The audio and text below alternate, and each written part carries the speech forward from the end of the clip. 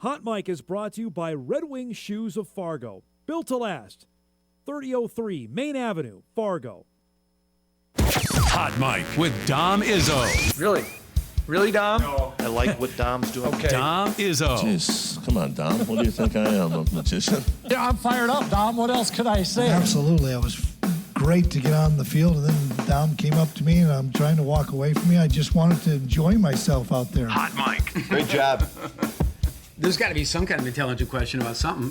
Coach Dom Izzo, WDAY in Fargo, North Dakota. Can you give me a layup or something? Hot Mic. Presented by Northwestern Mutual. That program is second to none. On the networks of WDAY. You know, if it's not about sports, I find it very hard to concentrate. Here's Dom Izzo. Good Monday morning. Let's start from the golf course because we had a great moment yesterday. The Zurich Classic in New Orleans at the 18th hole. This is Matthew Fitzpatrick, who's one of the best golfers in the world, with a tremendous bunker shot. Tied for the lead playing the 18th. This is his brother Alex. Makes the putt. He earns his first PGA Tour card. It's an alternate shot format. We'll have more on this coming up later in the show as our guy Tom Hoagie had a great weekend. But that's pretty good stuff yesterday. The brothers win the Zurich Classic. Alex will be on tour with his older brother Matthew, who's a former U.S. Open champion. Pretty good stuff there yesterday. And with that, we say good morning, everybody, and welcome to Hot Mic for a new week here on this Monday morning, the 27th of April, 2026. I am Dom Izzo, host of said show. Hope you all had a great weekend. Took in whatever you could, whether it was the NFL draft and you didn't leave your couch for 7 hours on Saturday, to the exasperation and exhilaration that both the Wild and the Wolves gave us on Saturday, to the desperation that the Minnesota Twins now find themselves in on this final week of April, where things have plummeted back to earth. But there was no shortage of things to discuss, and we thankfully have 2 hours to try and unpack everything from the last 48 hours or so and look ahead to the final week of April. Think about that. We are now 1/3 of the way through 2026 after these few days of April, and then we're on to May, which is just crazy to say that. We're that much closer to the fall in football. Just throw that out there with the draft now behind us. The next thing up is the NFL schedule coming in just a couple weeks' time. Lot to get to. Of course, we'll have a ton of draft conversation coming up. Cole Payton and Bryce Lance both selected on Saturday, as Peyton goes in the 5th round to the Philadelphia Eagles. Bryce Lance goes in the 4th round to the New Orleans Saints. Part of a huge weekend for Bison football. Barika Penu gets a free agent tryout with the Vikings. Anthony Shadimi Alfaro, the same, heading to the Minnesota Vikings this weekend. Our guy Jack Strand getting a free agent contract with the Atlanta Falcons. Congratulations to him and the Dragons. Huge deal on Saturday night. That was really fun to follow that. We're also going to rip the Band-Aid off here on a tweet that I put out Friday night that absolutely went viral, and I had no intentions of that. It was just pointing out a fact on that the FCS had 0 players selected in the first 3 rounds, something that has not happened in 47 years. Since the implement basically of the subdivision, that did not happen. And we got a host of explanations and reasoning on it. Sam Herder will give us his thoughts on it. I have my own. It is noteworthy considering that this is where we're heading. I think the viewers around here understand fully on what has transpired in college football over the last, I'd say, 2 to 3 years, where the players are coming from, where the players are going. It was also of note how many players out of the group of 6 got drafted, because that's our immediate future now looking ahead, of players out of the Mountain West, out of the Sun Belt, out of Conference USA, out of the American. Though that's where I was tending to look as well this weekend. There weren't many of them either. It's a reflection of where things are at. We'll spend plenty of time on that coming up later on in the show. We'll also reflect on what the Vikings did. They moved Jonathan Grenard, a move that we had anticipated may happen. He's an Eagle. Vikes got an extra draft pick out of that. We'll spend some time on that coming up later on in the show. We'll start with the team I'm going to spend the least amount of time about today, and that's the Twins, because As they end April, they are spiraling. They are on their way back to the Twin Cities this morning. Losers of 9 of the last 10. They got swept in Tampa this weekend, and it wasn't particularly close because they couldn't score any runs. Granted, Tampa didn't really rip the cover off the ball either, but they did just enough. They did it here in the top of the third with a Jose Aranda base hit. God, he's good. Between him and Caminero, Tampa's got some dudes. They also have this guy, Yandy Diaz, blast one off Simeon Woods Richardson. Made it 4-0. The only bright spot, only came here on a Brooks Lee home run that looked nearly foul off the bat. It was ruled a home run, a 333-foot shot. Watch again. We're talking millimeters here. This was fair. Barely. That accounted for the only 2 runs that the Twins would score. Tampa wins it 4-2 the final. The Twins score a total of 5 runs in 3 games. They scored 2 on Friday. They scored 1 on Saturday, and they scored 2 yesterday. Simeon takes the loss. He's now 0-4.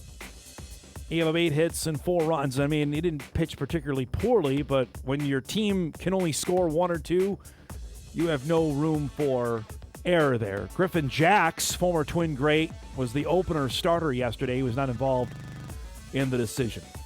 Twins now are 4 games under 500 at 12-16. Mentioned they are back home tonight as they open up a set with the Mariners at Target Field. Luis Castillo will go for Seattle. We'll get to see the rookie Connor Prelip make his home debut. Of course, he started against the Mets last week. We just visited with Corey Provis about Prelip on Friday's show. You can miss that. Go back and podcast. That was good stuff. But the Twins are who we thought they were. I know they played well for a stretch and won 8 of 9, but when the bullpen like this, honestly, how many actual major leaguers are on the roster is probably a conversation worth having once we get to early May on this. But it's not like they didn't compete, but they just could not manufacture any runs. And Tampa's good. Tampa's going to win some ball games in the American League East, and maybe they'll win more. Boston's bad. They fired their manager, so maybe the Rays will be better than maybe some expected on the outside heading into 2026. But the Twins, as Dennis Green, the late, great Dennis Green would say, are who we thought they were after the first 28 games or so of the season. Now, that's the exasperation of the weekend. The devastation and exhilaration of the weekend was all tied within about a 3-hour time frame Saturday night. The Wild rallied and beat the Dallas Stars in overtime. That game ended about 7:45 Saturday night. The only reason I remember that, the Jackman was on his way to bed, saw the game-winning goal from Matthew Boldy, which was amazing, to tie the series up at 2 games apiece. Game 5 of that is tomorrow. So, thrill, all right, cool, the Wild won. The Wolves were starting their game with Denver after they pounded the Nuggets on Thursday. Denver had 11 first-quarter points in the game Thursday, and the Wolves win, right? So you knew Denver's going to come out. Aaron Gordon was playing. They're going to be backs to the wall. They've had Jaden McDaniels talking you-know-what about him for the last week. And then the game starts. Wolves get an early 3. And then this happens to Dante DiVincenzo, who tries to follow his shot and goes down in a non-contact play. And unfortunately, sports fans have seen enough when they see the calf like it did move, vibrate like it did on DiVincenzo. We've seen it enough, whether it's Aaron Rodgers, whether it's any of Jason Tatum last year. He knew it right away. And it just sucked the air out because the place was going crazy to start the game. Even just watching at home, you could sense that it was going to be a raucous environment. And he was one of the Iron Men. There are only 4 guys in the NBA that started all 82 games this season. DiVincenzo was one of them. And for all that we lamented about him last year, and he did not have a great year, he was really good this season for the Wolves. Really good. And that was just absolute gun punch, right? So I think we all got the sense, even before the Shams report came out, I think at halftime, that it was a torn Achilles, that we weren't going to see DiVincenzo play again, let alone the rest of that game, but the rest of the series or year. So already, all right, here we go. So now they have to do without one starter, one of their best players. Then, like a 1-2 combo from Joe Frazier, this happens in the second quarter when Anthony Edwards tries to go up to contest a shot, and he can't get up. And it's not good. I mean, really not good. I mean, we've seen, how many times have we had it on this show where you could see right there, I don't know if we can drop the super on see the hyperextension of his knee. I'm no doctor, but watch when his leg comes down, the left leg, right there. I mean, I'm no doc, but it ain't looking good. He, of course, is ruled out for the game shortly after he goes to the locker room. This is right before halftime. The report yesterday, Ant sustained a bone bruise and hyperextension in his left knee and is expected to miss multiple weeks. Results showed Edwards avoided any ligament damage, but he will now miss significant time. So all that is surrounding what's happening. If we could come back real quick to me, guys, sorry, of what the second half was going to be, right? I mean, so you're thinking, okay, so you have DiVincenzo done, Anthony Edwards done. Denver is salivating. They still have Jokic. They have Jamal Murray, right? This thing is going to be 2-2, and it's going to go back to Denver. The Nuggets are going to win Game 5, and it's going to be over. Because you just sat there at about 8:30, at least I did, on Saturday night, seeing these two guys are out. What are they going to do? And what are they going to do is turn to Ayo Dosunmu. Why wouldn't they, of course? Because he had one of the greatest games in the history of the NBA. And I'm not saying that as complete fantasy. It was accurate. Gets a steal there in the lay-in. Drives and scores. I mean, he was running over Jamal Murray. He up to 34 at that point. How about a little 27-footer drain for a three? Target center was exploding at that point.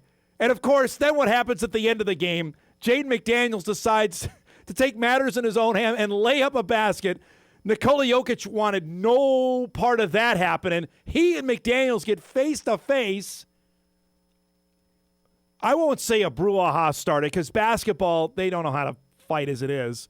I love McDaniels wanted no part of Jokic. I got several issues on that.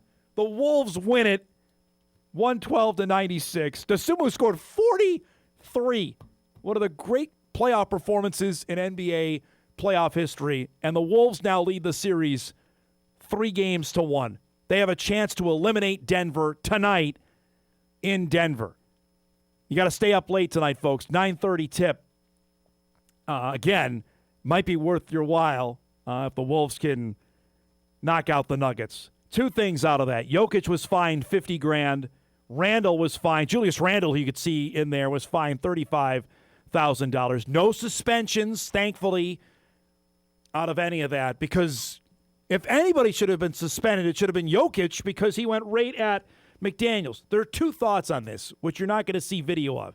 First, the Nuggets were fouling with, 12 to 20 seconds left in the game, and it's decided. They were still fouling. So they're clearly playing this out. So I got no issue with McDaniels going and doing that at the end. If you're going to foul down 20 with 12 seconds to go, then we're playing this to the end. That's how I interpret it. And the same thing happened here. The Bison Oral Roberts game of whatever it was 5 years ago. Oral Roberts is still fouling with at least 12 seconds left in the game, if I remember correctly. Malik Harden-Hayes scored a basket at the end. Paul Mills got pissy, and then we remember what happened after that. Thankfully, what happened Saturday wasn't as bad as what happened here in Fargo 4 or 5 years ago. Just these unwritten rules of sports always drive me bonkers. Like, are we not playing to the end? Like, you can't steal a base if you're up 10, or you can't throw a ball in football if you're up 4 touchdowns with 30 seconds to go. Like, these unwritten rules. Same in basketball. You can't score a layup with 16. I get sportsmanship and all that, but this is professional sports here. If we're not playing it out to the end, and apparently both parties have to agree, then what are we doing here? So that's the backdrop now for Game 5. The Wolves are without 2 of their starters. Their entire backcourt gone. You have to think Mike Conley, who has been reserved to bench role this season, came in and was great on Saturday night. Did what he had to do. Now, there's no way you can ask for DeSumo to do what he did on Saturday. That was all-time playoff performance.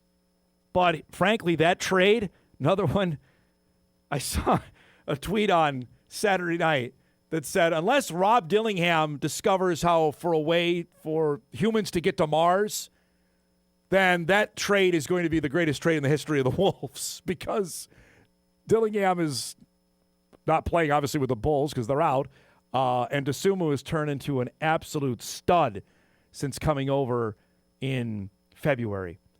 43 points in 42 minutes on Saturday night. Nas was great at 17. Everybody's going to have to carry their more weight here. I'm really interested in who plays. Going to see probably more of Bones Highland tonight. Maybe more of Terrence Shannon Jr. We'll see. Denver's going to throw everything at him. You have to know that. Is Aaron Gordon going to play? I mean, he looks like a shell of himself right now with that calf injury he's battling for the Nuggets. So that's the backdrop for tonight with Game 5.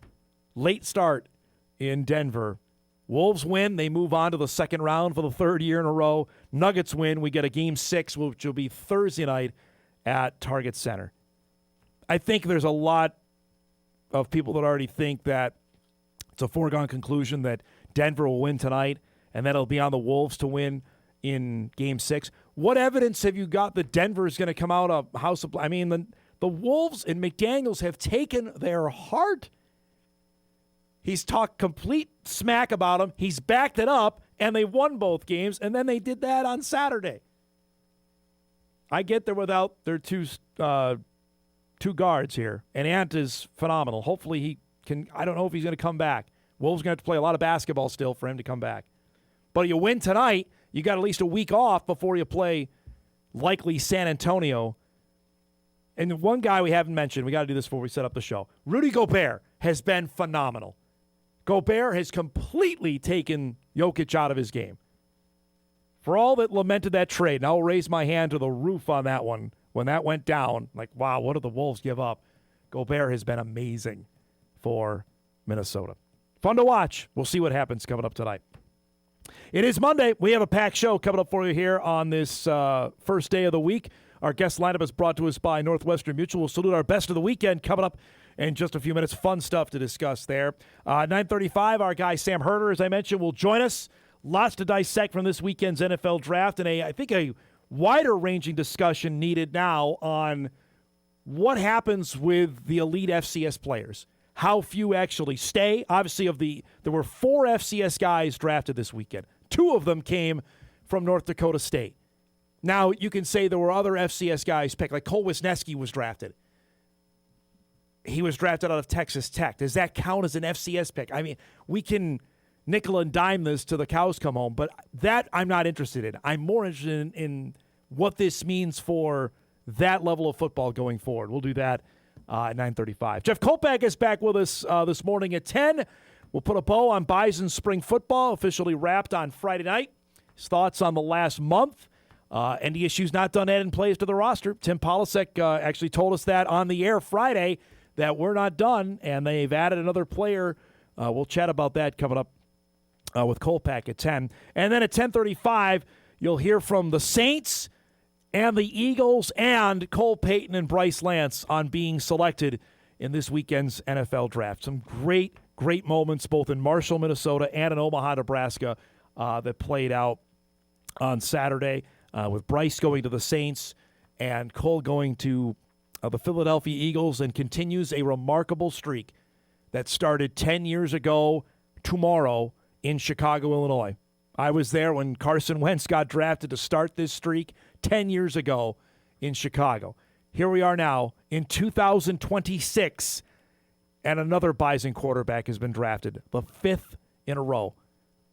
I mean, no one, and I mean no one, would ever have seen that coming. So you'll hear from both Cole and Bryce about their selections, and you'll hear from the Eagles on their decision to go back and draft another Bison quarterback. I'm sure some in Philly might be shaking their heads this morning, because they always do. And you'll hear from Mickey Loomis, the general manager of the Saints, on their drafting of Bryce Lance as well. So a lot to get to here on a busy, one of my favorite shows of the year we do is the Monday after the draft. So we'll take our first break. We come back. We'll salute our best of the weekend. Plenty to choose from there, including some history on the diamond yesterday. Hot mic off and roll, and we're back on WDAY Extra, KSFL, KMBN, and Inforum.com after this.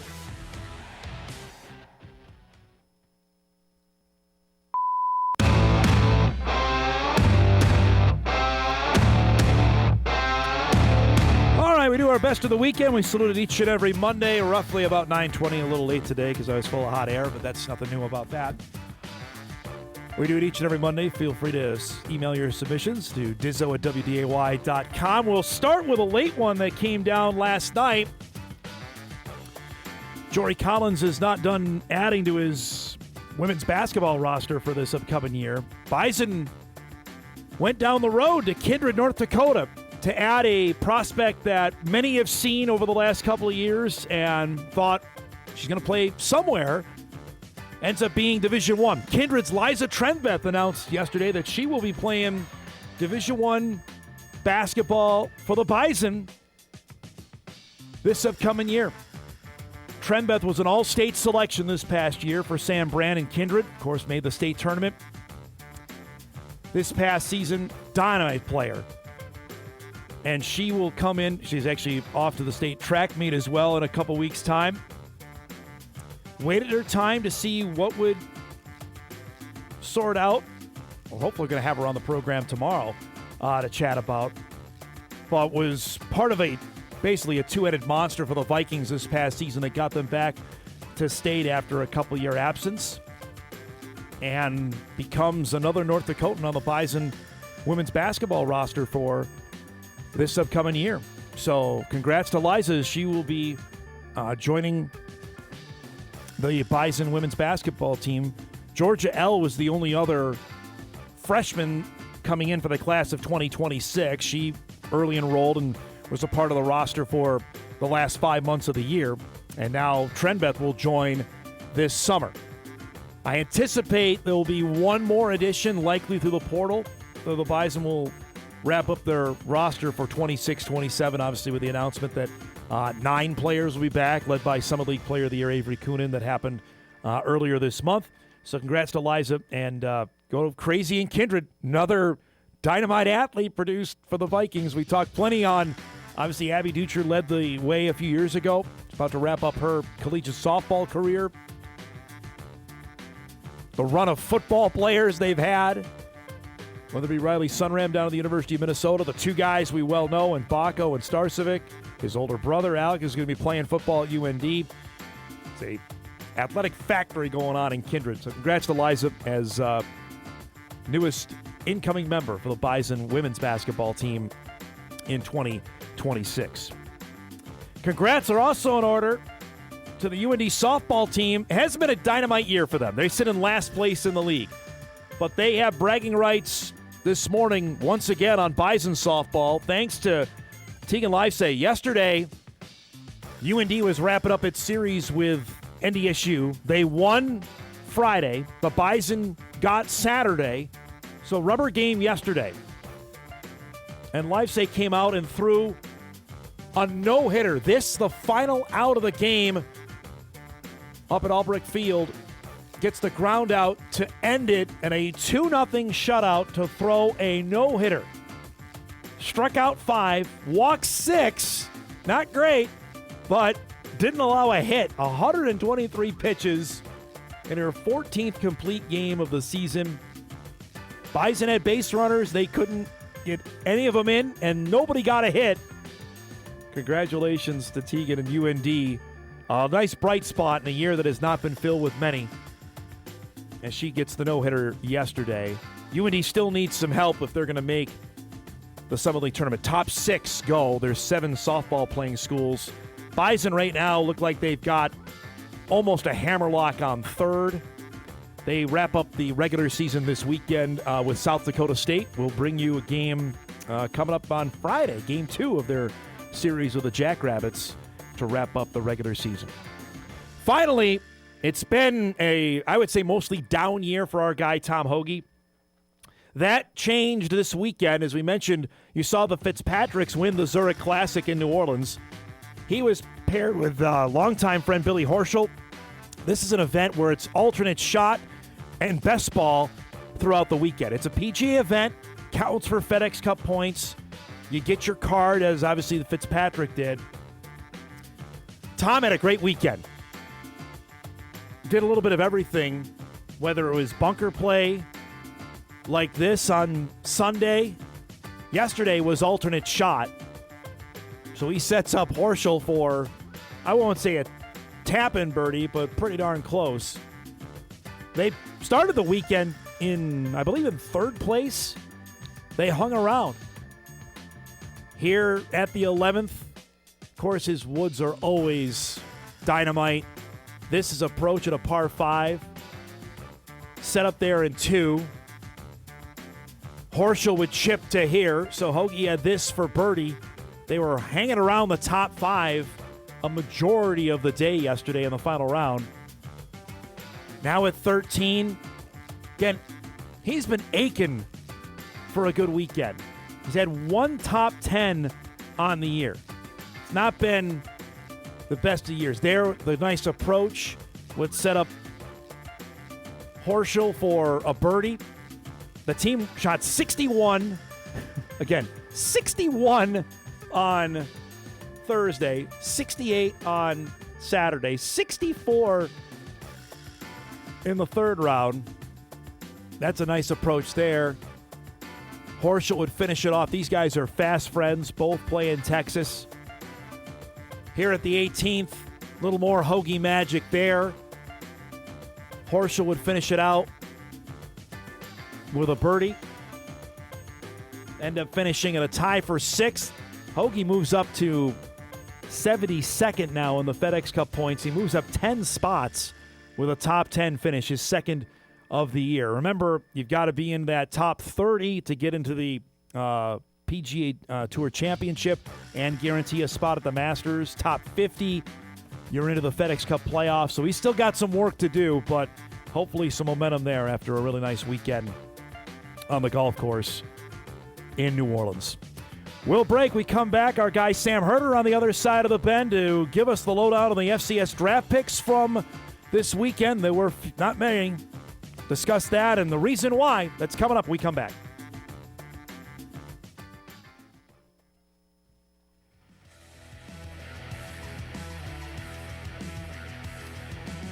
Welcome back, everybody. We're off and rolling here on a Monday morning edition of Hot Mic. Jeff Kolpack will join us about a half hour. We'll chat some Bison spring ball as they officially wrapped up on Friday night. NFL draft wrapped Saturday night after months of consternation and mocks and all that. We can finally put that to bed, at least until probably later this week when the first mocks for 2027 will start to come out. Our guy Sam Herder joins us to start the week at 9:35 from Hero Sports. Chat everything FCS ball. All right, I want to start with this. I put this tweet out Friday night after the 3rd round wrapped. About 10:15 is the time I tweeted this out. I said, it should be noted, no FCS players were selected in the first 3 rounds. Has not happened in 47 years. Sam, that tweet almost got 1 million views. I got people coming out of the woodwork on it. First off, they didn't understand what I tweeted, saying, well, wait a minute, Trey Lance was drafted in the first round a couple of years. And then you have to read it. There were none selected in the first 3 years. First 3 rounds. That hasn't happened in 47 years. Your thoughts on first why that happened this year? Yeah, I think, I mean, there was a surprise that I think a lot of people expected Bryce Lance to be in the first three rounds. You know, why he dropped not only to the fourth round, but pretty later on in the fourth round. I don't know specifically why he dropped. Could just be that a lot of the mock drafts were just off a little bit on their evaluations of him. I don't know, but it seemed like Lance. I mean, it seems silly to say now, but it seemed like he was a lock for some time on day 2. That didn't happen. And then after that, it was like, well, Caleb Proctor maybe has a chance to be on day 2. He was, I guess, 4 picks away from landing on day 2. He was number 104 overall. He was the first FCS guy taken off the board. Charles Demings maybe expected that he could be a day 2 guy. He ends up dropping to the 5th round. Then Jeff Caldwell. I mean, some people projected him to possibly slip into day 2, and he ends up not getting drafted at all, and he becomes a UDFA. So I don't know specifically why some of these guys dropped a lot further down than anticipated. It could just be that, some of the mock draft guys, just maybe didn't have as good of a pulse, or maybe there was some medical things or testing things. I'm really not sure why, but there was a lot of guys from multiple levels that just fell further than maybe what they were projected to fall. So this is a bigger topic here because I want to dive into this because I know how you evaluate determining an FCS guy to count for the overall, list of guys. And Caleb Proctor ended up being the first, and he played his entire career. And that was pointed out during the broadcast at Southeastern Louisiana, which again begs the difference how the world they lost Illinois State in the first round. But that's a whole other kettle of fish to get into. And my thought on it is, and you're parsing through here. If a guy graduates from said school, I think you claim that if he ends up playing his final year somewhere. Cole Wisniewski is a great example of that. Jabril Cox is a great example of that from a couple guys at NDSU. To me, if you spend a year or two, like Marty Brown, I don't know, the Bison can claim, if he ends up getting picked, which that's maybe seems like a long shot. But what's your thoughts on that and determining who can claim a guy if depending on how many schools he plays at? Yeah, it's a little funny of how much discourse there is on this topic because there is disagreements on both sides of it. There are some that believe any FCS to FBS transfers at all should not count for the FCS. There are others who are on the other side of that where if a guy started his career, like I think there was like a tight end from Southeastern Louisiana. He spent his first 2 or 3 years at Southeastern Louisiana at the FCS level, then played his last 2 to 3 years at the FBS level. They think, hey, the FCS should still get credit for that guy. I'm kind of in the middle. Yeah. I think if you finish your career playing multiple years in the FBS, I'm not going to count you. But if you are Evan Bjernsen, for example, played 4 to 5 years at South Dakota State, graduated, used his grad transfer to go to Northwestern for his final year, I'm going to count you. So in my opinion, if you played multiple years in the FCS and then your final year in the FBS, I'm going to count you as a guy from the FCS. And there are people who disagree on both sides of that, that they shouldn't count at all. Then other people think, well, this guy played at my school for 3 years. Then he played his last 2 years at somewhere in the Big 12. He should count. I don't know. I think if you're multiple years in the FBS, I'm not going to count you. It's fascinating. I honestly, I roll my eyes at it a little bit. It's like they're kind of fighting over spilled milk here on like who counts for what. The kid got drafted, but I understand that schools want to claim it, especially if it's a high pick, or especially if it's a program that hasn't had success of getting guys to the NFL. Yeah, and I think some of it depends on maybe how a guy left. If he left on good terms, then all right, let's get a social media graphic out there. If he left on if he left on tougher terms, maybe they just ignore it. But no one's gonna count Cam Ward as a guy as an FCS draft pick. But if you're a UIW, you say, hey, who gave this guy his only scholarship offer at the Division I level? Like us, we helped develop him, and like so. He's not an FCS draft pick, but if you're a UIW, I think you could claim him, from last year. So yeah, it's kind of some of the arguments you see on who should count, who shouldn't count. Some of it, like you said, is just kind of arguing over maybe something that's not a huge deal, but I think schools, if they want to claim a guy to help recruiting, they go ahead and do it. I think. Sam, here are the stats that came out of the weekend. I think this is where we spend more of our time this morning. G6 players selected in the NFL draft. only 14. G6 to Power 4 transfers selected in the NFL draft, 39. FCS guys was a total of 4. Obviously, there were many more that went from FCS up to either G6 or the Power 4. Let's start on the FCS front of this, because this number 4 is awfully low, and this may be the trend going. This is going to be the trend going forward. Yeah, I think there were 4 guys straight from the FCS, like you said, and then 3 to 4 more that were 2025 FCS to FBS transfers.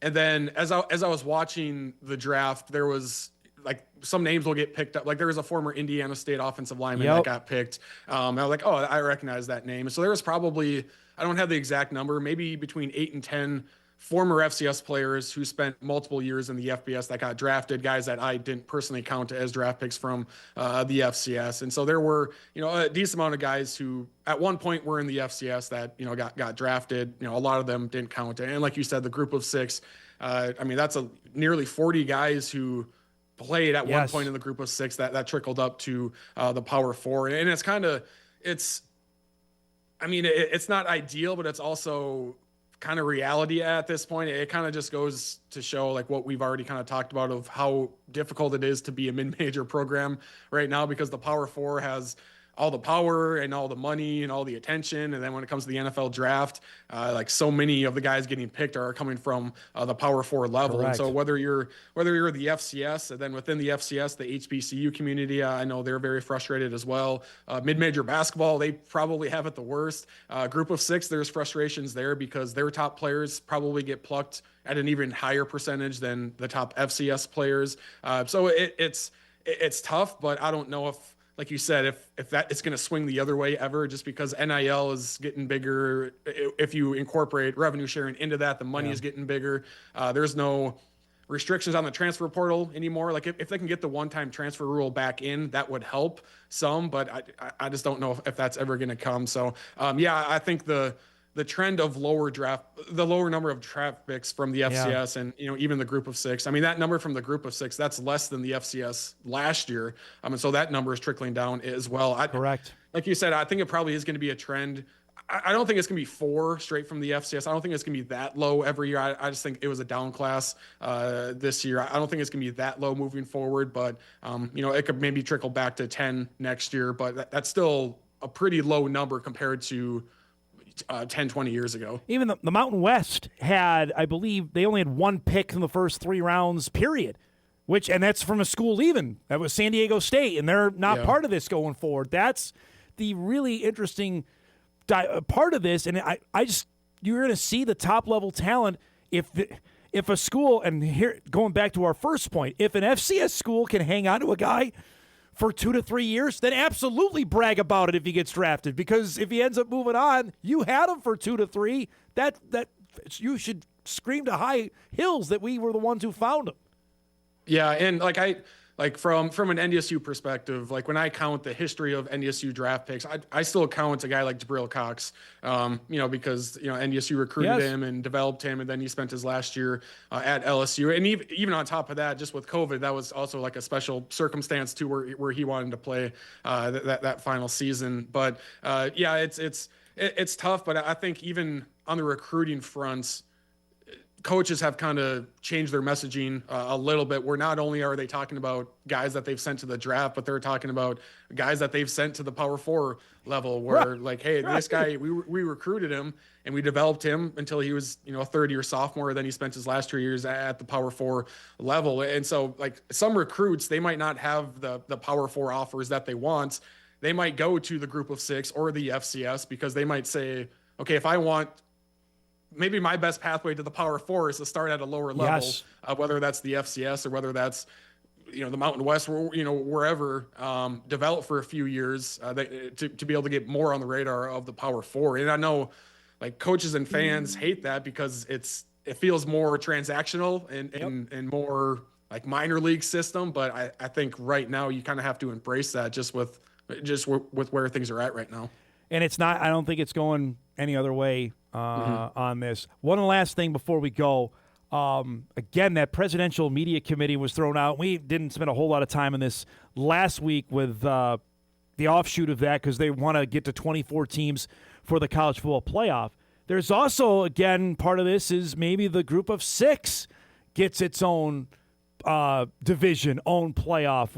Again, we've been talking about this, it seems like, for a decade. But now it seems like this presidential media committee, whatever, it has maybe more sway than we thought.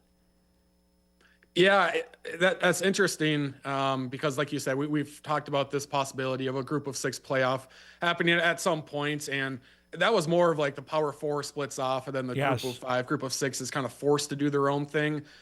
Where things stand right now, like with the CFP, even if they expand, like the best case scenario, the CFP expands to 24 and the group of 6 gets 2 auto bids into that. That's best case scenario and potentially a possibility. But, what happens like secondarily for group of 5, group of 6 teams? Do they still want to play in a bowl system where, there's still a good amount of bowls. There's some money to be made. The TV viewership is strong, but the overall importance of bowl games for fans and players is kind of diminishing. And so would a group of 6 playoff be better for, the second, third, fourth, and fifth best group of 6 teams? Maybe I think it'd be more exciting, but I also understand the pushback that a lot of group of 6 fans have on this because like what would be better, winning a 12-team group of 6 playoff or being the one group of 6 team in the CFP? Yep. And you lose by 3 touchdowns to Ohio State? Like what would be considered better? And if you're the group of 6 champion in this playoff, you're still not considered the best group of 6 team because the best team is in the CFP. So I understand the pushback on it. I think at some point it'll happen, maybe more so because it kind of has to happen rather than the group of 6 saying, let's do a second tier, a playoff system. But it seems momentum is building, behind that. But I still think there's a lot of political pushback on the G6 doing their own playoff, just because that could give the CFP an excuse to kind of push the group of 6 out entirely if they have their own playoff. Great stuff as always, bud. I appreciate it. Be well. We'll talk next week, okay? All right, sounds good. Thank you. Sam Herder joins us each and every Monday to get our week started. We had some more perspective on this if we have more time at the end of our second hour, because, again, that tweet I put out was just based on something I observed in fact, right, that there wasn't any FCS guy, and it just blew up. And it was from people that tweets out there I responded to, either that I think I didn't cover college football or know anything about FCS football. Like, no, I know why. It's a matter of fact. And I think for Bison fans out there, if you needed another reason to say this is the right move for NDSU to go to FBS football, then you got it this weekend. Heck, the Mountain West, if you want, I'm sure the Mountain West is going to count NDSU's draft haul to help out their overall total as well. If the FCS schools are going to count the guys moving up, certainly leagues like the Mountain West are going to, and heck, the Pac-12 are going to count the Mountain West draft haul because those schools are moving into their league. And the Mountain West are going to say, hey, there's 2 more draft picks out there we can count from North Dakota State. Because who didn't have a draft pick was Northern Illinois or UTEP. Or heck, most of the schools in the league. Wyoming didn't. Nevada didn't. That's something that they will certainly brag about again this morning. We'll break. We'll come back. We'll wrap up our first hour. Jeff Kolpack coming up in hour 2. You'll also hear from Cole Payton and Bryce Lance on their draft days. Much more in a busy Monday morning edition of Hot Mic. We're back after this.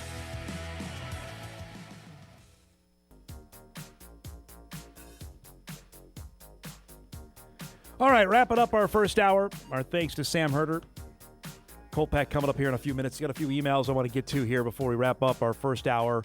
Dom, I'd argue the draft numbers from the group of 6 support their own playoff system. Everything flows, including the players, through the Power 4. Give the group of 6 something of their own. Yes and no. I like to experience this now as NDSU's moving up to see what that drive, that thirst for that G6 spot, whoever it goes to, if it's from the Mountain West, if it's from Conference USA, if it's from the Sun Belt, whoever, just to see whoever's in pursuit of that. Like in the past, we've gotten used to the pursuit of the number 1 seed, or the pursuit of home field advantage for the FCS. Now it's the pursuit of getting that elusive spot in the tournament. Now, the flip side of that argument would be if you actually have a G6 playoff, Like, how many teams we getting? Like 16 in there? And, you're playing at home side, whatever, how you're determining it. Now, that potentially could be awfully fun as well. However, they're going to decide what this looks at going forward. It could be really, really interesting going forward. We'll see. I mean, that's one of the lingering issues hanging over college football here over the next contract when that CFP expires in 2032 of what they want to do with it. The number of draft picks this year relates to the question I asked Dom about the WNBA, NBA draft. Absent big NIL money, the most persuasive argument for transferring will become the likelihood of being drafted. Self-fulfilling prophecy for sure, but the numbers show it is happening.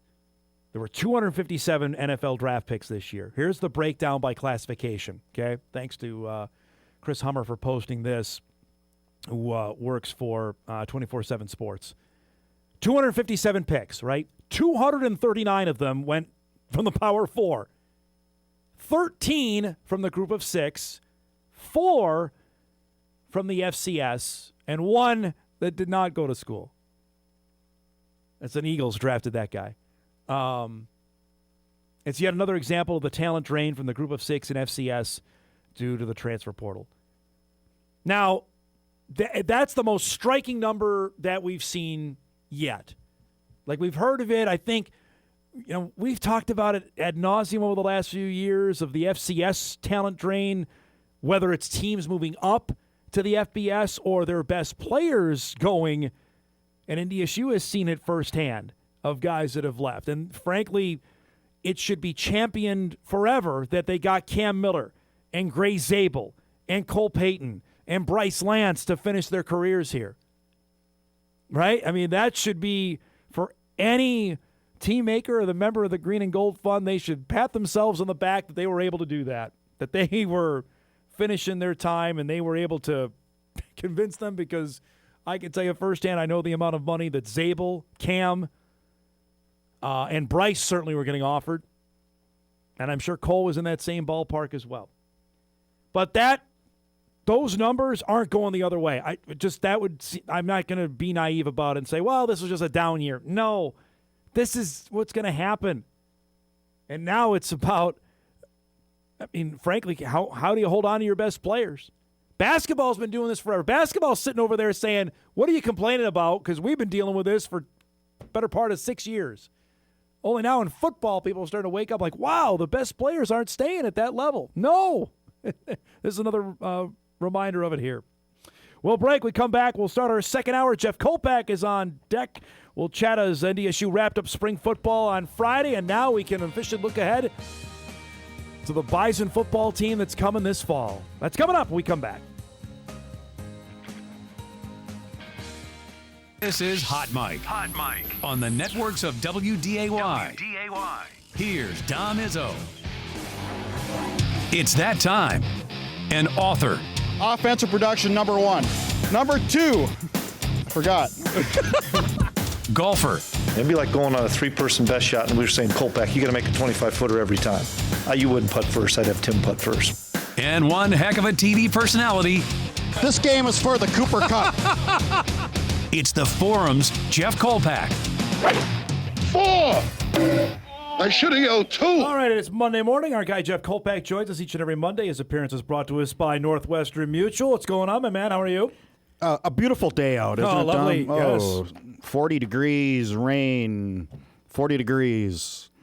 It's all right. It's April. We had 80 last week. It's never nice here in the spring. It really isn't. I mean, as a veteran parent of spring baseball, yeah, hardly ever nice. Well, it was plenty nice on Friday when we were inside the indoor facility. That's a nice the Bison place. Wrapped up spring football.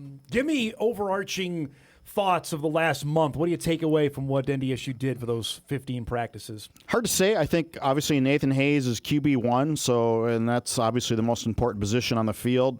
I think he has a confidence about him. I think he has certainly the arm strength. Now, can he lead NDSU into this new path? There's so many unknowns with the navigation of the Mountain West and FBS because we don't know. I just can't wait to go through this for a year. And everybody goes, how do you think they're going to do? I don't know. Yeah, I want to take that part out of it. I want to focus on the Bison, what they have out there. I think Jackson Williams is going to be a bona fide star. I really do. I think he looks the part. I thought defensively, and we thought this, I think, going into the spring, the D-line is going to be awfully, awfully good. Elijah Wayne made a couple plays on Friday. So did Vic Isley, who's another guy on that defensive end spot whose potential got a chance to get out there. I thought defensive line is really interesting. I still don't know about linebacker. Who's going to be, and Polasek told us this after things wrapped up on Friday. What's the linebacker combo going to be? I don't have an answer on that one yet. Here's my gut feeling on that. It's all about Ray James. I think Ray James is an NFL body. He looks like an NFL player out there. Yep. I mean, he's long. He's got that reach. He's a big dude, pretty athletic. Gotta stay on the field. But he's just been hurt his whole career. If he can find out somehow to stay healthy, I think that opens up a lot of things. I mean, then you have he might be big enough for the middle. Now, I mean, Then Donovan Woolen is a multifaceted linebacker. He's on one side. Is it Peter Haugo? Is it Gavin Sell? Alex Elliott got a lot of run. Those three. I mean, those are three names out. It's some combination. I'm going to have Grant Olson's going to be here, I think, in studio later this week, and that'll be question number one for him is, okay, what if you had to play Jacksonville State tomorrow, who's the three that are going to be out there? Because I thought I had an idea going in, and I don't think I do right now. But you look at Ray James out there and you go, wow, that guy's a specimen. I think Haugo looks it too. Haugo has put on more muscle. He made a couple plays on Friday as well. I'm like, all right, well, he deserves to be in the mix too. Yeah, those guys could be the starting outside linebackers. Yeah. Again, Alex Elliott hasn't played. He hasn't played football in 4 years. Yeah, so we don't know really that. Yeah, he made a play or two, I think, on Friday, so that was encouraging to see. Yep. That to me, and then the back end. Now the Bison just added another corner this weekend, so they're still tinkering at the corner spot. I did think, and you saw in the highlights earlier, Marion Moore, number 16, had a great camp. He had a couple nice plays. Freshman out of Wisconsin. He's in the mix to play as well, I think, right away. And I heard that even last fall that he was pretty good as a true freshman and had some athleticism to him. So matter of learning the position too. It's a little different at the college level, a little different at the FBS level. Now, we know they're going to probably see better speed next fall, but how much different? Again, that goes back to your first point. And that goes back to the corners. Safeties are veteran. That's I think rock safeties will be solid fine. there. Really, really good. We saw there were two different safeties that made. Edie made a great play. Will Stile made a diving play. I mean, they have 6 starters, honestly, at the safety spot right now. They really do. And you'll see several of those guys on special teams, if not all of them, in some capacity. Or maybe are they playing nickel? Are some of those guys big enough to maybe play linebacker? Yeah, and I was going to get back to Donovan Woolen. I think in some cases you're going to see more of a spread offense in the FBS, and I point to Hawaii. Nevada's going to a spread offense, which I don't know how that's going to work. Vegas does that too. Yep. And so you're going to want quicker guys out there when teams again literally spread you out. Yeah. And trying to get you in space. I think Donovan Woolen is rangy enough and quick enough to play the middle against a spread offense. Offensive line is another spot. I think I thought I had an idea going in and might be a little bit different now because I think Gage Schmidt might be the guy to take the center spot, which means Griffin Empey can play guard, what happens to Nate Tosted in that center? Because I think Anene is going to play right tackle, Babbitts is going to play left tackle in 2026. I think, and Mangan. Mangan's going to be on the inside too. Mangan will be on the inside. Yeah. I think I go back to Gage Schmidt. I think surprised him a little bit in the way he's developed. Yes. And got put on scholarship too this past week. He's called a program guy. What is a program guy? A program guy is somebody who comes in and exceeds expectations just through determination, hard work, and all those superlatives that coaches use. And if you want to get on the good side of Tim Paulsek, be a program guy and work your tail off and exceed expectations. And you know what? Also, snap the ball to the quarterback. Do not make sure it's on the ground. But you're absolutely home run on that. I think that if that's the combination, let's go left to right. If it's Babbitts, Empey, Schmidt, Mangan, Anene. How do you feel about that going into 2026? Well, but you need 7 guys. So Right. So I don't think it's Tossed would be he'll there, be in and there. then it's either Lewinsky or Schneckloff is probably, I would imagine, next up after that. Well, for a guy like Lewinsky, it's now or never. Correct. I mean, I think for Nate as well, for Yeah. Schneckloff too. I think it's like each of them now are going to be their 4th year here. It's time to go. was it the 21 recruiting class where they had 5 offensive linemen, or 22, and none are here? 22. 22. Yeah. They had a comment, well, it was a couple years stretch. 22 and 23, they got nothing out of those 2 classes there that are guys that are still here. And that hurts, and that's why they're And then you looking at the lose spot you're at. 2 guys to the power 4. Right. You lose Fraley and use Bo Johnson. I That's still the think they're spot made pretty at. good, though. I think the offensive line will be just fine. Okay, last one is wide receiver. I started there with Jackson Williams. What do you make of wide receiver? Because I think on the outside, Bison fans, and they've asked me, well, if they went and added 2 guys, how confident they feel about that position going into the fall? Well, that tells you right there. I agree. Absolutely. That tells you right there. Jackson Williams has solidified himself. Yes. Mekhi Collins needs to stay healthy. Yes. And after that, the jury's out. Right. The jury is out. So on Friday, we saw Kate Osterman make a play. We saw Isaiah St. Romain make a couple plays. And again, he's got to stay on the field. Logan Conklin was out there. John Gores. I mean, there's a veritable list of guys who haven't played a ton.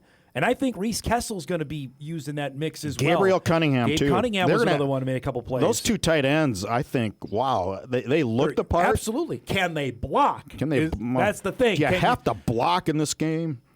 To play tight end, Tyler Roll would rip your face mask off if you couldn't block. You're not getting out on the field. So I don't think Polisic's far off on that. Reese is a little bigger, and I think he said as much where he needed to develop himself to be able to play more than just a quote-unquote receiving tight end. Going back to your cornerback point, that's the other side. Wide receiver, you got to be quick, got to get off the ball because those corners in the Mountain West, I think, can jam you and get right up in your face.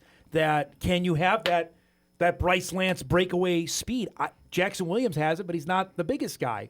Do they? I don't know if they have that on this roster right now. I don't know. That's the rub on that. Remember, McHale Ford, who the kid from Nebraska, who safety. returned a punt for a touchdown in the St. Thomas game. Yep. Looked pretty. You're like, wow, there's some burst there. Yep.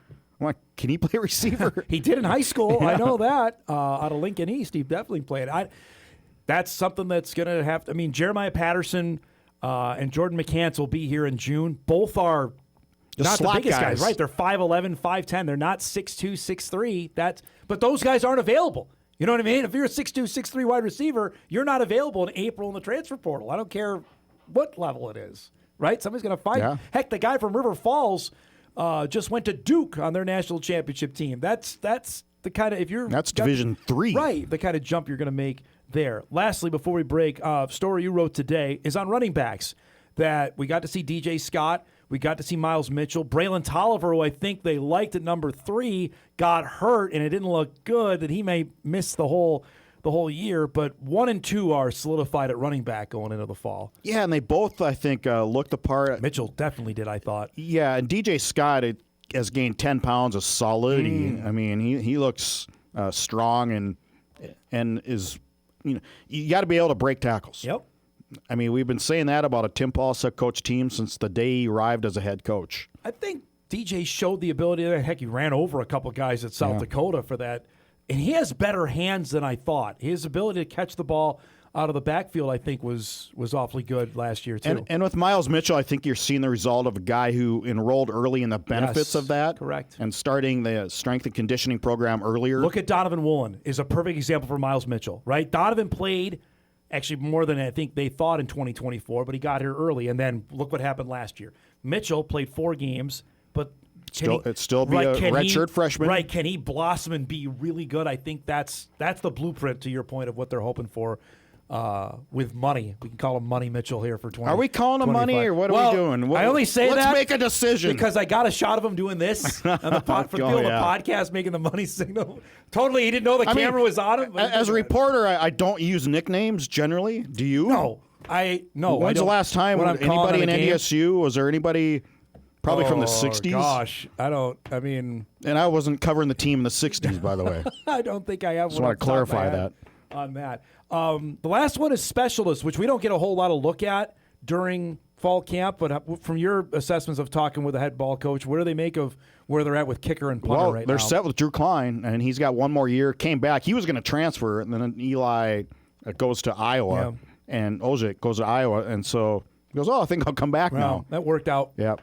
Bickerton, obviously, they know what Punter's they've got good. Long snapper, I didn't see anything, balls flying around anywhere. Chase Balzer is the new long snapper. I don't even know his name. Chase Balzer is the new long snapper. I forget about his name. That's a good thing. He's coming from D3 as well. Yeah. Olivet Nazarene going from D3 now to the Mountain West. That's a guy I don't think he was expecting, again, because the long snapper went to Florida State. So, I mean, when you talk about what they lost, and going to hammer on both starting corners gone, 2 starting offensive linemen left, starting middle linebacker left. Don't forget that the kicker and the long snapper went to Power 4 schools as well in this whole match. I mean, that's a lot of talent. I know you got asked about this in a couple different shows last week, and it was written about as well, because I think Bill Connolly from ESPN wrote about it when talking about all the looking ahead for the FBS teams. If this Bison team of 2025 was making the move, I'd feel way differently about what they're taking to the Mountain West as opposed we to all this do. year. Yeah, we Totally. all do. Absolutely. When you got 2 draft picks, I mean, just start there. Right. And considering with that offensive line, even they were still tinkering with it in game 13 last year. If you're Jason Eck at New Mexico and you're looking at the draft and going, we don't have to play those 2 guys. And then, we don't have to go to the Fargo Dome because he's been here at South Dakota State. He's the happiest guy because he's been here. He had been the happiest guy in the Mountain West of anybody. I think they still, Well, it showed, I guess, Nevada, but I think he's got to come here. He wasn't happy. That I think, NDSU is still the program that they are. They do have some guys, but that's to wrap up your point to where we started. There are still questions about not only what the league is, but certainly what the team that's going to be on the field come August the 29th against Jacksonville State. Let's break. We come back. We'll chat on the Kolpack mentioned the draft haul. 2 more draft picks to add to NDSU's total since moving up to Division I. We'll chat about that. A couple other topics as well. Hot Mic rolls on a Monday morning. We're back after this.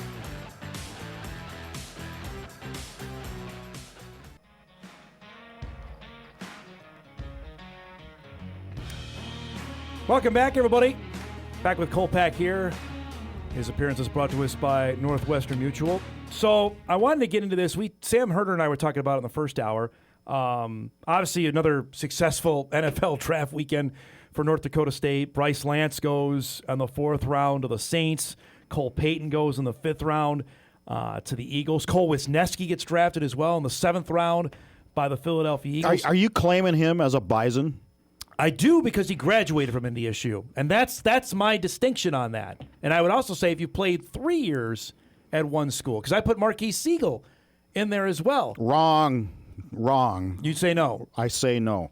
The last school is where you are. Because from. that's the delineation that's going on this weekend. Who made you God to decide who's Bison, who's not? That's the thing that everyone was arguing about this weekend, right? Like who can claim who? Wisniewski's from Texas Tech. He's not from NDSU. I would argue he played 4 years here. His biggest impact was a Bison, not as a Red Raider.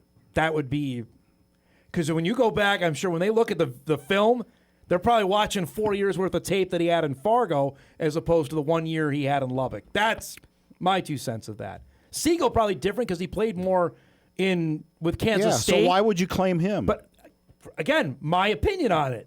He played 3 years here. Well, your opinion is... Jabril Cox is a guy that graduated here, right? LSU certainly claims him. Matt Entz got all up my face and said, wait a minute. He's a Bison. He graduated here. And you know what? He's right. I totally agree with that. Okay, I'll give you the graduate thing. I can maybe soften my stance there. So Josh Hayes, another one. Absolutely not. Didn't graduate from NDSU. Absolutely not. But Josh Hayes played 4 years here. But he didn't graduate. But he played 4 years. He won 2 national championships here. That to me, he's a Bison. That's how I define on that. Now Marty Brown, I would totally agree with you there. Marty played 1 year. Was here for 2. No, he's going to be a Hurricane or wherever if he ends up getting drafted. But you get what I'm saying on goes back to a column you wrote months ago on legacy and the Hall of Fame stuff. The draft is the same part of this. because this is how football coaches get extensions, how schools can brag about it on social media, and to alums to say, hey, we've got so many draft picks. That's why there's no hard and fast rules on who claims whom on this. So you have the Izzo doctrine, and then we have the Kolpack doctrine. We're going to be arguing this for ad nauseum. And that's the really interesting part, I think, going forward, because you saw the numbers this weekend. There were 4 FCS guys, not counting the guys that moved up, just 4 that stayed. 2 of them were Bison. That number is not going, I don't think, going up in the future here. That might go lower, in fact. Where's the cutoff when it comes to Hall of Fame nominations in 15 years? What's the cutoff here? Again, graduate? I would say either graduate if you or graduate, 3 years. if you have your degree from NDSU, okay, I'll go along with that. I would say 3 years, too. If you play at least 3? Mm-hmm. Yep. Certainly if you graduate, absolutely. You know, I there's no, like Nathaniel Staling graduated here, was a great player, and he's gone off to Michigan now. I would identify him as a buy. He got his degree here. 4 years degree. Okay, I'll go along with that. That's again, in the weeds, and I'm sure people But that's at as home far as I'm going, Mr. Izzo. That's fine. To me, I think that's going to only get more discussion going forward. There were no FCS guys drafted in the first 3 rounds. First time that's happened in 47 years. I mean, that which should be no surprise to anybody. But I think it was. It seemed like it. I put that tweet out there, and it just blew up all the way. Have you heard this thing called the portal, and they take all your players? It seemed like it was on a left God. field for some that either follow the game or maybe don't pay attention to the FCS level. Like, this is the talent drain has been happening for years, and now maybe it finally came home to roost for the first time. Which in this makes draft. Cole Payton all the more remarkable in that he spent 4 years as a backup. Didn't play. And bet on himself and stayed. Yep. And ultimately, I think he proved right. Absolutely. Same with Bryce. Now he's got a chance in an offense that utilizes some different players and players and plays. If Bryce went to Texas, would he be any better than a 4th-round draft pick? Well, see, that's the argument I would ask on Cole Wisniewski. If Cole Wisniewski would have stayed, it would have been the same. I don't think so. I think he would. If he would have stayed and played, I think he could have been drafted higher. Yes. That's my whole point. You made that. I don't know about higher, but yeah, you made that point on Jabril Cox. Yes. Yeah, you don't improve your stock necessarily, if at all, going to the Power 4. You don't. I would say Siegel probably not like you get faster. Did Josh Hayes probably did for playing a couple years with Kleiman at Kansas State for each of those guys. But that's I think that helped there. But I think Wisniewski, if he stays, he was trending, I want to say, as a 5th-round guy a couple years ago. Any program who's had 5 quarterbacks drafted since 2015, where do you think you're going to improve your stock anywhere else? I'm just talking about a whole program. This program develops NFL guys. Yes. Yep. Well, and that's just one position. But I would say an amazing position. And there's certain examples, and there's all reasons why guys leave as well. Siegel wanted to play more. Wisniewski, there was a mess that ended up why he ended up leaving. Right? Yeah, there's some drama there. There's no doubt. There was drama with Marquis Siegel and that group that left before the playoffs started in 2022, if we remember correctly. There's all sorts of different reasons why guys go. Well, going FBS reduce that number at all? I do not think so. Probably not. I do not. I think that is pie in the sky. Hold on here. I mean, Jalen Duffy ends up in Delaware. No. He stays. Jaquise went to Delaware. Or Duffy's to Central Florida. Okay. Do they stay? From what I know, because they probably think they're Power 4 guys. Maybe one of them. I think the other probably no. I think they're getting talking there, and that's the thing. Who's talking here? Well, yeah, and these guys, when they go in the portal, they don't think they're going to Delaware. No, absolutely not. But that's the risk you take. I would say I think it's pie in the sky to think that number will go down. That NDSU now is an FBS school. If it does go down slightly, right? It would be minuscule, one guy, maybe. Yep. Just because, look at the money that's going to be offered. Now that you're at this level, to say, hey, you want to come play at the Big Ten and you're already getting this, we can go beyond that. We can give you $2 million if you want to play linebacker here. Donovan Woolen and Keenan Wilson next year are going to be in prime position because they're going to have a couple years of FCS and now a year of FBS tape. Yowza. If Al Roker went to Oswego State, he did for 3 years, and then went to somewhere else 2 years, would he be considered here's the State University of New York at Oswego guy? Here's the ultimate excuse. Here's the ultimate on this. I can speak on it. You know who went to the State University of New York at Oswego? Jerry Seinfeld. We claim him. For how long? 1 year Seinfeld was there. That's so bad. We claim him. That's so bad. We claim him. Did he go to college after that? He did. He went to Queens College. He's a Queens College alum. And you claim him after 1 year? Absolutely. He's Jerry Seinfeld. Oh, my God. Absolutely. He's given some money. Not as much as Al. Al's got his name all over the place. How about you? They've called. I said, yeah, they've called. They've called. They've said, do you also know what I do for a living? Yeah, I have my degree from there. Not necessarily swimming in cash, but that's the Izzo School of Broadcasting. Tom Izzo has a great name to it. I would love it, but yeah, I'm not swimming in that. But that's the larger point on, I think, for people to understand on what is happening portal wise, and it came home to roost in the draft because there were I can't even tell you, Kolpack, the amount of draft talk I saw. Like, well, this guy started here, then went here, and then finished here. Some were playing 3 or 4 schools. That when you finally got to when Peyton and Lance came up there, that, wow, they played their entire career at North Dakota State. I think that for some of the analysts up there was kind of refreshing when they say that. So we'll see. Last point on Bryce. You mentioned Cole.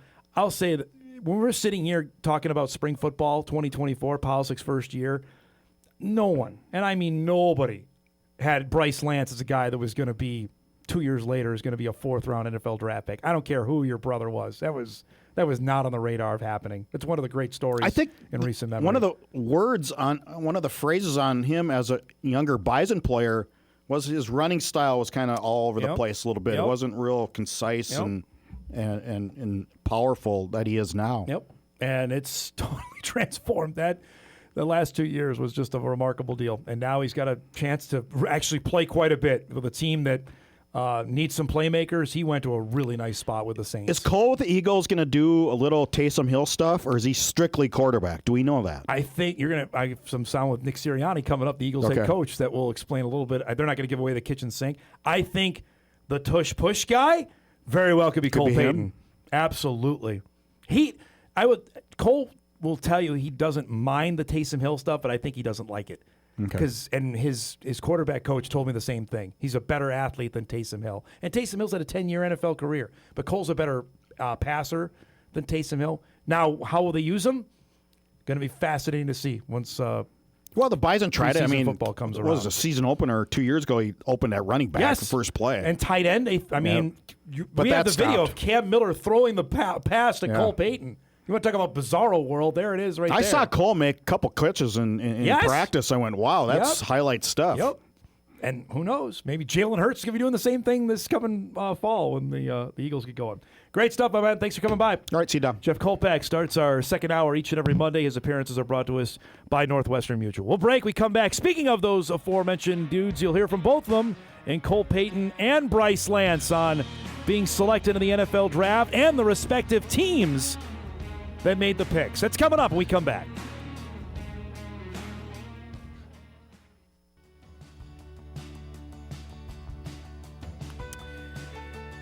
Welcome back, everybody. Excuse me, final half hour here on a Monday. Monday morning. Overcome with emotion there from that last segment. And this as well from this morning with on Paul Allen's radio show. Timberwolves head coach Chris Finch said this in regards to Anthony Edwards. Quote, "We do know that if we keep extending this playoff series, he's going to come back, and he generally comes back ahead of the timeline."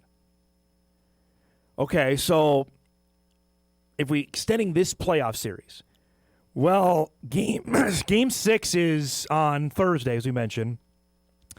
Game 7 would be Saturday. Let's not even talk about Game 7 because they're not going to win in Denver in Game 7 again. It's tonight and then Thursday. But if they advance to the second round, Game 1 would be around May the 4th, about a week from now. And then if it's 2 weeks, it'd be around May 9th, which would be about Game 4 of their series with the Spurs. We're going to say it already because the Spurs are going to beat Portland. Let's go. Get him back in time. Gobert versus Wemby, I'm all set for it. Let's just finish it out tonight somehow. And if not tonight, then Thursday night at Target Center. Because how many series in this run have they actually clinched at home? Is it just the Warriors last year? Because the Suns, they won on the road. The Nuggets, they won on the road in Game 7. They lost to Dallas. Last year, Lakers on the road. Warriors at home. That's it. Only one of this playoff series here over the last couple of years have they won at home. So if we can't tonight, let's wrap it up Thursday night. But the potential couple weeks that we get to see Anthony Edwards back, maybe in the middle of that next round against the Spurs. Good stuff there. We teased it here throughout the entire show. Saturday was just an electric day, honestly, really busy day. And for those that were just watching the draft or maybe were out or doing things, and Friday came and went, and frankly, I was surprised that Bryce Lance did not get selected. I think all the mocks had told us that he was going to go sometime on Friday. There were a plethora of wide receivers that went. He was not one of them. So I was surprised, I'll be honest on that, when Friday wrapped up. But with the intent on Saturday that this was going to happen, and it was going to happen fairly soon Saturday morning. And the draft began just after 11 with the fourth round. And we got into the middle of the fourth round. I'm like, wow, odd that this hasn't happened yet. And then there were a couple of teams, like Buffalo came up. Like, well, the Bills might need another threat, and they didn't. And then, much like the Raiders last year, when the Raiders took Tommy Millott and Cam Miller, here come the Saints with a couple of picks. And lo and behold, they took Bryce Lance. And I was communicating with a few people that were at the Peyton draft party in Omaha. Just say, hey, is he on the phone yet? And it had not happened. And then I got a text, I don't know, about 2 o'clock on Saturday that he was on the phone. And I was looking ahead, and here comes Philly. And, of course, lo and behold, the Eagles ended up drafting him. And a quick shout-out to our great friends at KTV in Omaha, our friend Andy Kendi, who we've had on the show many times, who covers Husker football and has been on our show to chat about it, was at the Peyton party and was able to get us some really good stuff from Cole. So we put a little compilation together. You're going to hear from Cole Peyton. You're going to hear from Bryce Lance. You're going to hear from the Eagles Brain Trust of Howie Roseman and Nick Sirianni, and hear from Saints general manager Mickey Loomis on the decision-making process that went in to take both Bryce Lance and Cole Peyton. Surreal moment. I'm at a loss of words. It's so special, and I'm so thankful for all the people that have gotten me here. I've got friends, family from all over, and coaches, mentors. I mean, the list goes on. Like, this is as much for them as it is for, the little boy with the dream. They're getting an ultimate competitor, a guy that's going to come in and learn and grow, a guy that loves the game, and a guy with such high character. And so just so thankful for this opportunity, and I can't wait to learn and grow and make the most out of it. I've heard some comparisons between Jalen and I, and such a great athlete, a competitor, a great passer, and a winner. And he just excited to get to know him, excited to get to know the rest of the quarterback room, and just compete and learn and grow. And so it's going to be so cool. Really, really athletic. Really good with the ball in his hands, in the quarterback run game. Made great decisions with the football, accurate passer, as you know, 72% last year as a starter. And you can't be that unless you're making good, accurate throws and going the right place with the ball. But there's some wow plays on his tape that are really impressive. I think I charted like 4 times he jumped over somebody or wrote down a bunch of times. He's the best athlete on the field, big, strong, really excited about him. Are you open to finding a way to get him on the field? Yeah, we'll see. Yeah, we'll see. We'll see how that goes. We're going to get him here, get him acclimated here, and have a chance for that next weekend at rookie minicamp, learning the playbook, and then we'll see where we go from there. The board kind of played itself out that way, and he was the highest guy on the board. And obviously it's an important position.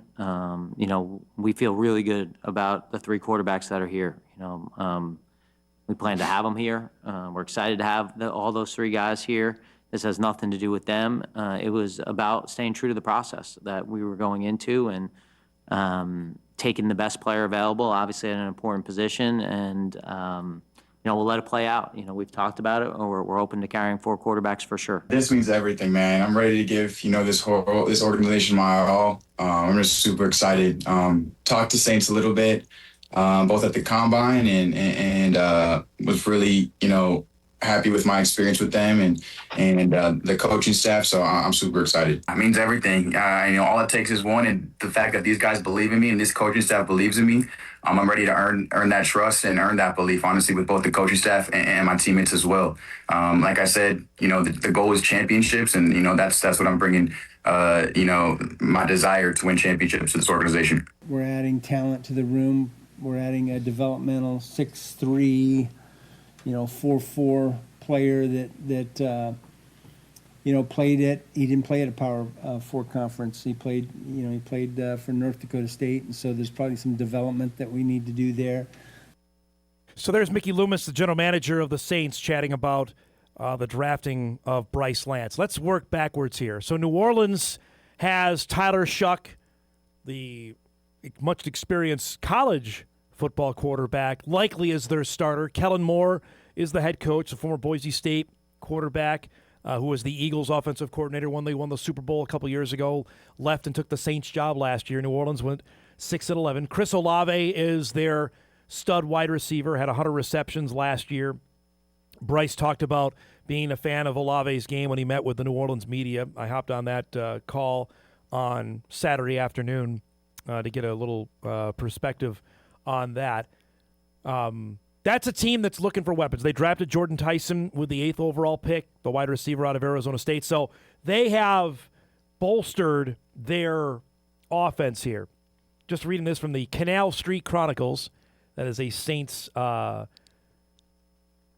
a website dedicated to covering everything with the football team. At North Dakota State, Lance has been an excellent wide receiver. He won't be an elite wide receiver who can take over games and lead a team to wins, but he's an excellent deep threat, a big play waiting to happen. His speed makes him such a fun weapon in Kellen Moore's offense, and Lance can be in that Rashid Shaheed role right away. The good part about it is he won't need a large workload and can stay in that wide receiver 4 spot. Obviously, Rashid Shaheed, the Saints had, who was another FCS guy, Weber State guy, who ended up trading to the Seahawks and saw what he did and helping Seattle win the Super Bowl last year. That's how they actually got the pick to take Bryce Lance, was in the Rashid Shaheed deal that came available there in the 4th round. So that's the lowdown there. Now with the Eagles, and I know there's plenty of Bison fans here that are still salty about what happened with the end with Carson Wentz in his time in Philadelphia. And frankly, I'm sure there are plenty of Eagle fans this morning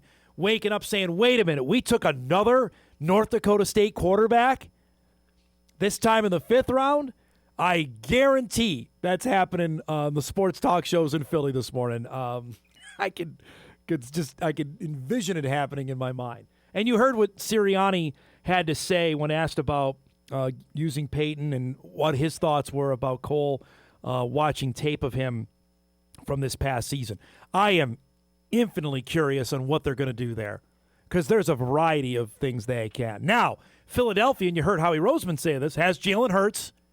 They also traded for Andy Dalton this offseason, and they drafted Tanner McKee a couple years ago. That is beyond odd for a team to carry 4 quarterbacks.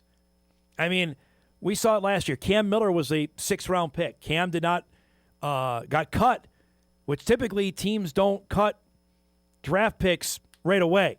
Normally they make it into camp and then make a decision. Not saying that's going to happen here, but it's not without the realm of possibility. If there's any team that has earned the benefit of the doubt, it's Philadelphia. The Eagles have mastered the draft. Mastered it in a way where other teams are envious, other teams are copying their draft strategy and how they go about stealing picks from other teams. And I say stealing in terms of draft trade. Like the Eagles made a trade with the Vikings, and they think they got the better end of that. They got Jonathan Grenard and another pick out of that. Roseman was talking about it on Saturday about flipping that 7th-round pick that they got from Minnesota. So if any team has earned the benefit of the doubt, it's Philly, about what they could potentially do here with Cole Payton. It will be really interesting when we get to preseason football. And again, if there's any reason to watch preseason football, it's particularly for the rookies to get their first shot, what they end up doing and how this manifests itself when we get to the start of the season. For Bryce Lance, I think he's got every opportunity to play a lot of football. I really believe that. Meanwhile, there's a couple other Bison that also got invites to mini camps. Anthony Shadime Alfaro and Barika Penu both got invites to the Minnesota Vikings rookie mini camp. So that'll be this coming weekend down in Eagan. Chance for each of them to potentially win a spot, stick around, and try and make the team out of training camp. That's the goal out of the rookie mini camp, is try and press to earn a spot to say, hey, you can be invited to a rookie mini camp or to regular training camp come the end of July. That's what each of those guys have. I will say this. For ACA, Shadime Alfaro, he had a great pro day. Ended up having a really good run at NDSU. He started 16 games, had a couple picks. That huge pick he had to cinch the game up in Grand Forks will be remembered, I think, for Bison fans for a long, long time, considering that's probably the last time they're going to play in Grand Forks for a while. That added a little bit of spice there. So that's the Bison Hall from this weekend out of the NFL draft. Good stuff. And we'll wait and see. Now, I think for Raja Nelson, I really believe if he wants to, I know coaching is definitely down the line. If he wants to go play in Canada, I think there is certainly a spot there. We're going to check in on that. We'll see what becomes of that. But there you have it, our NFL draft from the weekend, with NDSU adding two more to that list that you saw the graphic earlier from 2021 on now. Just unbelievable, the list of players here. And by the way, for the crew out there, and he doesn't need me to be his hype man, but for the crew out there, if we could put the graphic up again, that said that Matt Entz couldn't recruit. Look at these guys. He recruited here. He recruited Trey Lance. He recruited Jabril Cox. He got Cody Mauk here. He got Gray Zabel here. He got Marquise Siegel, Cam Miller, Bryce Lance. And you can argue, well, why didn't he play? That's fair. But he still recruited him here. He got Cole Payton. He got Cole Wisniewski here. So for that tandem of fans that was out there when Entz was leaving in 2023, I present that to you, that the guy was able to find talent. We got a break. We come back. We'll wrap things up here on a Monday. Get you set for another late night. Can the Wolves wrap it up? We'll preview that when Hot Mike wraps on WDAY Extra after this.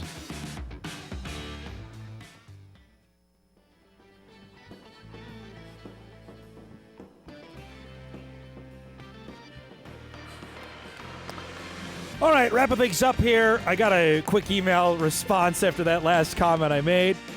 Well, Dom, if he's that good an evaluator of talent, why couldn't Entz ever win against South Dakota State? I knew that was coming too.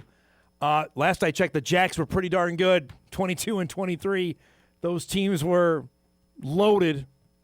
You could debate merits of actual game plans and all that. We don't have time for that now.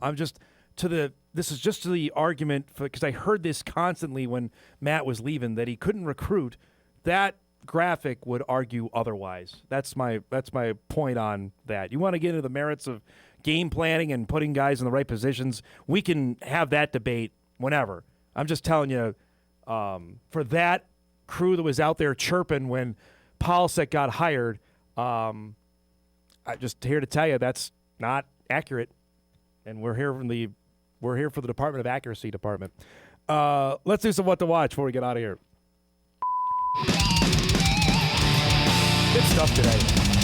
Got some good emails. All right, here we go. 9:30 tonight. Game 5. Wolves, Nuggets, NBC. Ayo Dosunmu game part 2. We got a feeling Denver's going to be on fire tonight. We'll see if Aaron Gordon's health status is, because he looks like a shell of himself here. But Jokic and Murray back at home. We'll see. If Denver wins, we get a game 6 on Thursday. Wolves win, we got a game next week against San Antonio, in San Antonio, to start the semifinal round of the Western Conference playoffs. Twins are in action tonight against the Mariners. We'll see, weather pending. Everything around here has been banged because of the rain. We'll see if Connor Prelip can make his home debut for the Twins, the left-hander, 6:30 tonight on Twins TV. Also from the Stanley Cup playoffs, if you've not been watching Beyond the Wild, they've been dynamite. We got Game 4 tonight between the Mammoth and the Golden Knights, 8:30 on ESPN for that one. Currently, Utah leads that series 2-1. Colorado and Carolina have already advanced on to the second round. The Hurricanes swept out the Senators. The Avalanche swept out the Kings. The Avalanche will play the winner of Dallas and Minnesota whenever that series wraps. We know Game 5 is coming up there tomorrow night. We got to go. Thanks to our great guests today, and Sam Herder and Jeff Kolpack. If you missed any of the show, you can podcast it later today at inforum.com. You can watch a full replay on WDAY+. Thanks so much for your emails as well today. Have a great Monday, everybody. Thanks for starting your week with us. We'll see you back here tomorrow.